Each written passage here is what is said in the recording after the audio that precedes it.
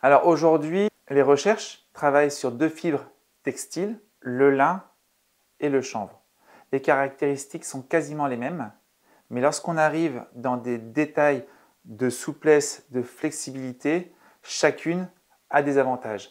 Donc il y a un travail commun qui est fait avec des subventions européennes pour des entreprises qui ne sont pas notre association, mais il y a de la recherche et développement justement sur le Finistère qui abrite du coup le pôle le plus important au niveau de la course au large notamment et les meilleurs surfeurs d'Europe également.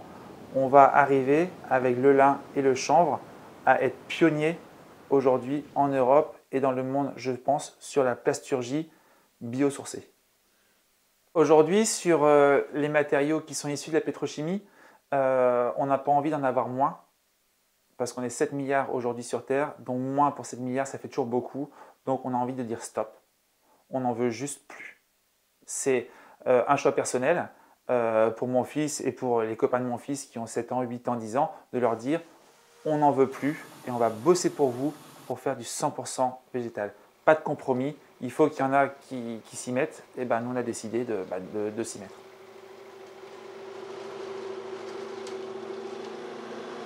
L'utilisation de la biomasse, c'est logique, on est sur des développements industriels, tous les gens de l'aéronautique, du sport et loisirs, de la construction des bateaux s'y intéressent fortement. Donc voilà, c'est parti, pas à l'échelle que je souhaiterais évidemment, hein, mais ça nous permet non pas de supprimer tout impact sur l'environnement, mais ça nous permet de les réduire très fortement, et en plus de se dire qu'il est possible d'utiliser des ressources renouvelables. Alors on va pouvoir produire nos propres ressources, la nature va le faire, et on va sortir de cette planète qui est finie. En plus, s'intéresser aux plantes, ça change un peu le regard, quoi. Au bout d'un moment, on devenait passionné, quoi. C'est assez merveilleux. Partir d'une petite graine, d'avoir des plantes qui regerment, enfin, c'est vraiment un monde. C'est la nature, on en fait partie, on fait partie de ce monde, quoi.